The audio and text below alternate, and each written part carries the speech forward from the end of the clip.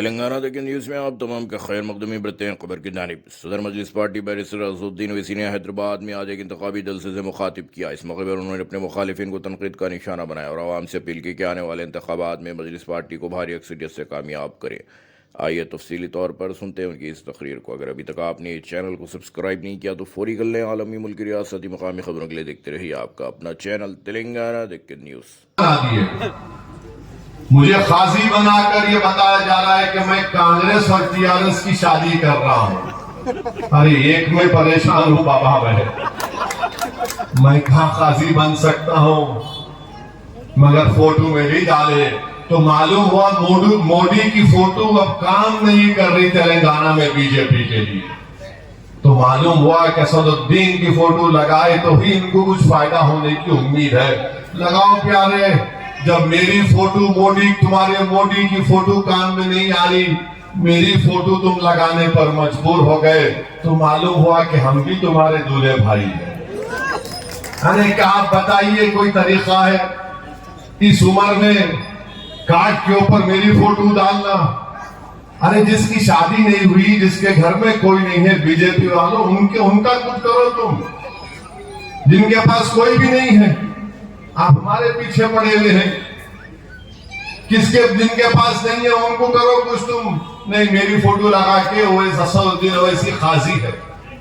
बाबू, अगर हम खाजी बन जाएंगे ना, बहुत सख्त फैसले करना पड़ेगा। अगर तुम मुझे खाजी बना रहे हो तो मैं बोलूंगा उतनी दूर क्यों है, उनको घर में लेके आओ। अगर मेरे को खाजी बनाएंगे तो मैं उनको कहूंगा इन्हें 50 साल का हो गया, कुछ तो करो इसको। तो देखो, मुंह को मत लगो हमारे, तुम हमारी जबान का मुकाबला नहीं कर सकते। और अफसोस होता है कि कांग्रेस पार्टी का, मुझे किसी जर्नलिस्ट ने बताया कि कांग्रेस पार्टी ने कुछ अक़लियतों के बारे में कुछ ऐलान किया। अरे कांग्रेस पार्टी के लोगों, क्या तुम भारत के आईन को नहीं पढ़ते?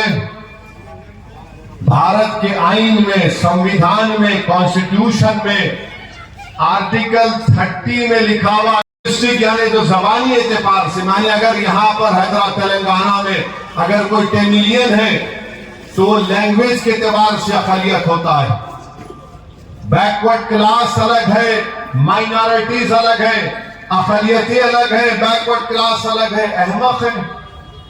आर्टिकल 30 का जो भारत के आईन में फंडामेंटल राइट है, उससे आप महरूम कर रहे हैं और ऐलान कर दे रहे आप। इतनी बेसिक चीज आपको नहीं मालूम और बड़े बड़े बैठ के ऐलान कर रहे हैं।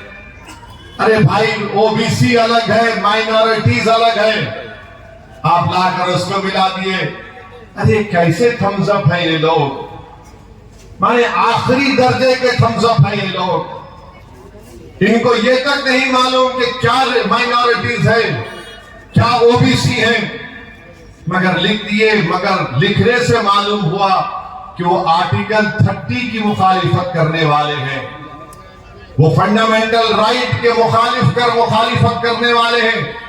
और जो लोग तेलंगाना में आर्टिकल 30 के तहत माइनॉरिटी अक़लियती तालीम इदारे कायम किए गए, मैं उनसे कह रहा हूं कि अरे बिठाकर बड़ी बड़ी बिरयानी खिलाने से पहले देखो कांग्रेस तुम्हारी बर्बादी का सामान तैयार कर रही है।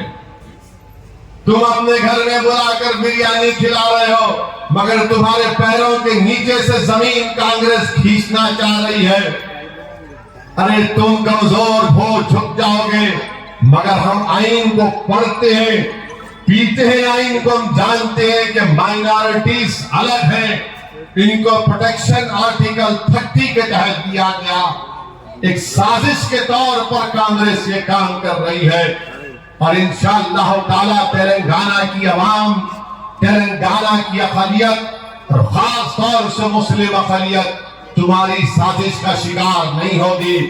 तुम्हारे दिल में जो बॉक्स था वो तुम्हारे ऐलान से सामने आ चुका है और मजलिस पर तनकीद करने वाले ये नहीं बताएंगे आपको कि अकबरुद्दीन ओवैसी के ज़ेर क़यादत अरकान असेंबली ने चीफ मिनिस्टर से आज से मेरे ख्याल से 7 या 8 साल पहले मुलाकात हुई थी और मजलिस की नुमाइंदगी पर तेलंगाना में 201 रेजिडेंशियल स्कूल चलते हैं मुस्लिम अक़लियतों के लिए, बच्चियों के लिए अलहदा हॉस्टल और स्कूल, लड़कों के लिए अलहदा हॉस्टल और स्कूल।